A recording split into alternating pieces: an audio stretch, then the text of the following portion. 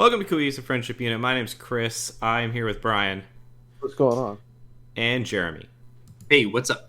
This is a rarity for Cohesive Friendship Unit, a multi-person review. We've done a few on the channel. You can check out our review playlist, but we are going to be reviewing the number one global top-selling game on Steam right now, and that is Phasmophobia, developed by one person.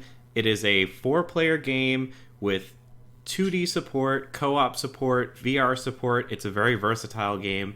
We're going to be giving our thoughts on it and our thoughts on how and why and if it deserves your money as a game on the top of the Steam charts. But before we get into it, we're doing a giveaway for a copy of Cyberpunk 2077 for your console of choice. All you have to do is be subscribed. We have 1 month to go to hit 3,500 subs, and we are like 200 subs away. So please consider subscribing, and maybe you'll be that lucky winner. So Phasmophobia, right? I'm just going to do a quick, 30-second elevator pitch on this game, and then we can talk about our thoughts on it. In general, I think it's just going to be more of an open discussion. So this game, you are playing as ghost hunters from any IP, the Ghost Hunters TV show, Ghostbusters, Poltergeist. It's all that same type of stuff. You're a team of between 1 and 4 people taking odd jobs in your little ghost hunting van, and you have equipment like thermometers, EMF readers, crucifixes, ghost boxes, Ouija boards, etc. And you are trying to hunt down ghosts, get evidence of ghosts, concrete evidence, take pictures, take videos, and figure out what type of demon is possessing any given area. And you kind of just wash, rinse, repeat that in pseudo-random format. So right off the bat, I guess, how do we feel about this game as a whole? I mean, we can talk. I don't think we need to do goods and bads. I think it all kind of pulls in together and is just kind of worth discussing. Yeah, I would say it was all right. I don't know. Pretty good. Not terrible. Not great. I don't get it. I just don't Yeah, maybe. You described it as a nothing game, right, Brian? Yeah, you can't. You're hunting ghosts, but it's okay. You walk really slow and I didn't find it to be that much fun. I mean, there were a couple of moments when I was it was mildly scary in the jump sense, kind of oh, there's something in here, but it was never the whole time it was okay, this is just kind of a dumb game. The graphics suck and the people look really goofy, and I don't get it. I'm not someone who really gets this type of I don't get the horror games in general. I'll play them and it'll be okay, and that's it. I don't have an appreciation for that, so I'm not really someone that this is for. But I don't get why it's the most popular thing in the world, other than that people are streaming it, and it's Halloween time, and it's good fodder for the streamer to get startled by something and people to watch. Right. I think that's worth picking apart and talking about, though, because I think it's the number one game on Steam right now, so people are definitely buying it as a result of streamer content. And I do think that streamers kind of project the ideal landscape where it's, you and your 4 buddies and you're shooting the shit and having a good time. And I think that is where this game derives next to all of its value. I think it's very similar to something like PUBG, where you're just really, the game is a backseat to you either memeing on the game or just accomplishing goals, even if they're not the best to do with your friends. And I also think the game is not scary at all, but I don't know if that's intentional. It's hard to tell. Well, it's hard to be scared by something that looks like that. Right. It just is. I mean, something pops out at you, and that's the extent of the scare. That's it. So of the 3 of us, I'm the only one who's played it in VR, and in VR it was scary for the first hunt or 2, and then it is totally. It's very clear once you understand the programming of the ghost, it's just not at all scary, at least to me. And I'm kind of prone to being scared, which is I don't know. I think the game is also just kind of like, because it's made by one dude and it's a little rough around the edges, not just graphically, but like kind of in every way. Like the Yeah, dude, ghosts it's aren't, just rough. It's not around the edges. It's straight up rough. it's not super consistent, like what triggers the ghost or what doesn't, or like you'll be trying to do what you think the ghost journal is telling you to do to aggravate the ghost and what the instructions on the whiteboard say, and it might take, a really, really long time. And so there are all these things where like the game doesn't really build much of a sense of tension, and I think that tends it to lead towards the comedic with your friends than the serious, like you know trying to attract the ghost. We were, as a group, just kind of more goofing around than actually frightened at all, I would say. Right. And you highlighted, Jeremy, that it can maybe be a little obtuse to get the ghost's attention.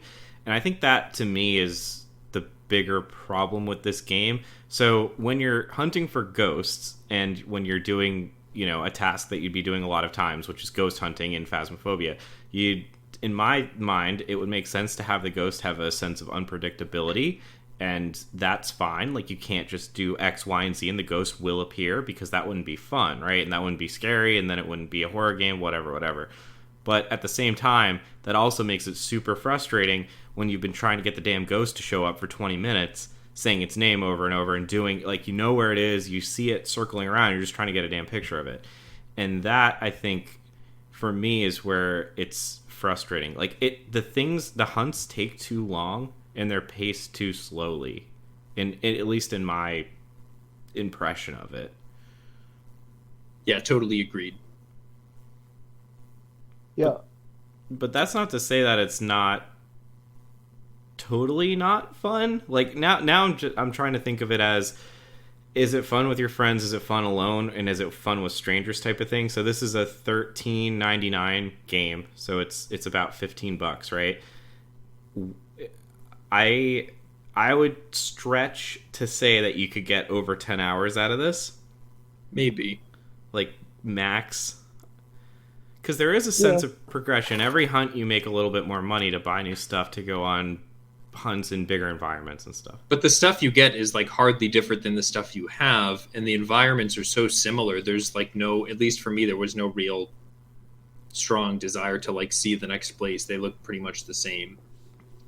And if anything, and every level pretty much plays out the same way. Well, I was going to say, if anything, it makes the hunts a bit longer, because like when we go to the high school, for example, your rooms multiply by like 6. Yeah. You just have so much more space that you have to go exploring. I guess it just kind of fails to capture horror, which makes it more boring than anything. And it's not smooth enough to be like a really, top rate kind of time killer with your friends. Like, it's too clunky, it's too kind of roughly hewn to like actually, I don't know, just be an effective time waster. But I'm not saying it's bad either. Like, it's cool. I don't think, what was it, $13? $13.99. $14? I would say that's probably not worth the price of admission. The McChicken sent him over the edge. I was going to say already at $13, I didn't think it was worth it. To me, this is probably like a $5-6 game that you play.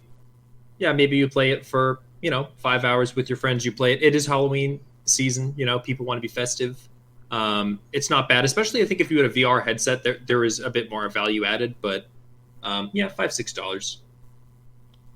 Yeah, I guess speaking on the VR front, the primary thing that I would say with VR that is a benefit is it is one of the rare few games like No Man's Sky where you can play it with your friends who are playing not in VR while you are playing in VR. I think that's the biggest pitch for it being in VR.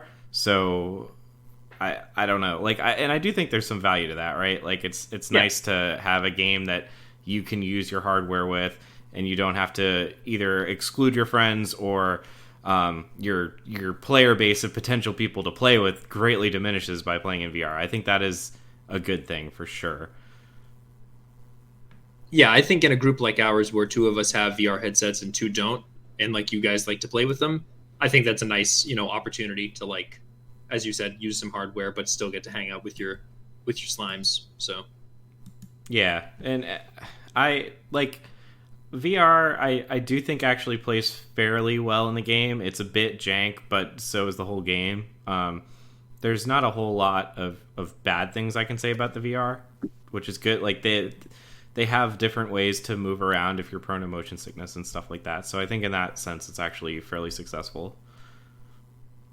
And I don't know. Well, and the VR kind of adds an interesting layer to it, playing from the PC angle, because like you're not quite ready for people to just start teleporting, and you're like, "Oh, we're going to the house, or we're looking for ghosts," and then one of your friends just like teleports through the door, and it's like, "Oh shit."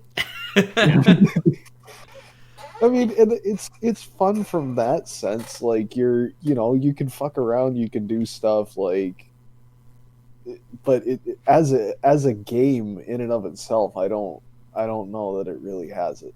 Yeah, and At least again, not for me. And I think that's the thing I want to close on, because we've kind of dodged around it a bit, but we haven't really dived into it. The gameplay, right?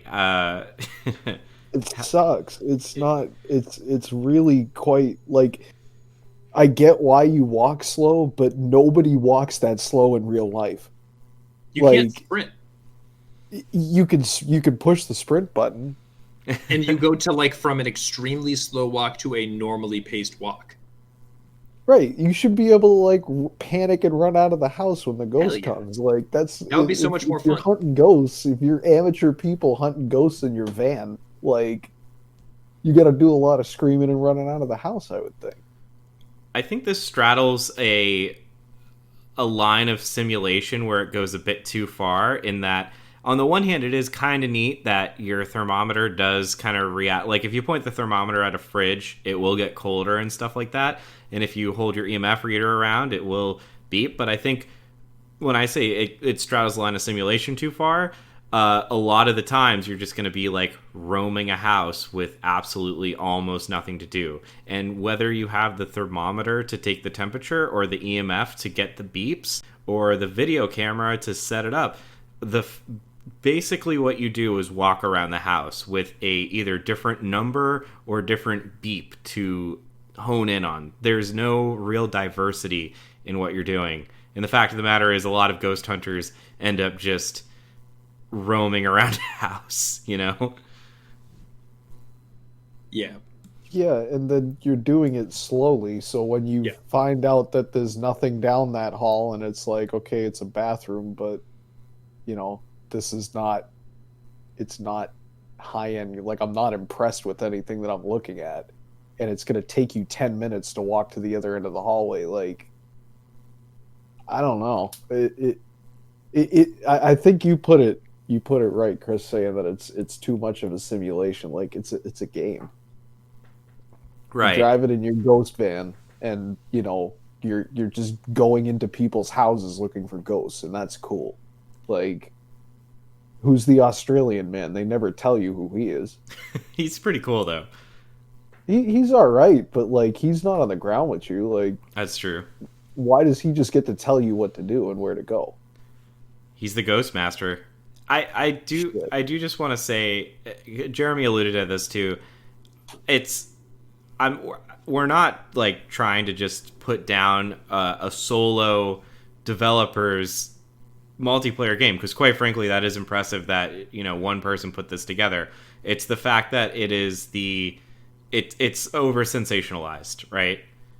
Oh yeah, there's nothing wrong with making a game that's not a AAA game. Like, that's fine, and like if it has a good aspect to it, like you should be rewarded for that. You should have, you know, people like what you put out, and I think that there are people that really this game is like it appeals to them, and it would appeal to them, but it's not for everybody. It's not even close to being for everybody. It's put over the top with the hype. Yeah, and I'm not even mad. By the way, like and subscribe, you know, in the little dingy. Hell yeah. I'm not mad at it being overhyped or anything. That's fine. Like, this dude's gonna, you know, good for him. Like, he's gonna make some money off of it. Like, you know, so much of the fucking money and profit in the gaming industry just goes to like CEOs. Like, good for this dude. But I think it's also fair to say if it's the number one best-selling game in the world on Steam, that like, okay, well, let's look at it as a game. Would you recommend someone to buy this? What'd you think of it? I think it's fair to offer that critique. Doesn't mean that the dude sucks, that it's not impressive for one person to put together. Yep. Yeah, exactly. I just wanted to make that point. Yeah, for sure. Before we get massacred. And I as like a software developer, totally envious of this project. I think it's really cool. And I, as not a software developer, are even more impressed. Right. Yeah. So, all right, cool. I think that kind of sums up our thoughts, though. So, what should our Phasmophobia fans be typing in the comments right now, Brian? Ire and rage. And, if you want to direct some of that ire and rage at us, that's fine. It's, this is a civil discourse, and we can discuss differing opinions here, but, what are your thoughts on this and the hype machine? Which is really kind of strange to be saying in a YouTube video. But anyway, like Chris said at the beginning of the video, we are giving away Cyberpunk 2077. Yep. And it's in like 200 subs? Yep, just about. Yeah, so like, the hype machine's bad, but go ahead and subscribe to this channel because we'll give you free shit. Hell yeah. Or you'll get a chance to get free shit. Someone's getting a video game out of it. Yeah, and it could be you, so go ahead and, subscribe if you liked it, and leave your thoughts if you're so inclined. And smoke them if you got them, guys. That's all for me tonight, Chris. All right, thank you, Brian, and we'll catch you guys next time.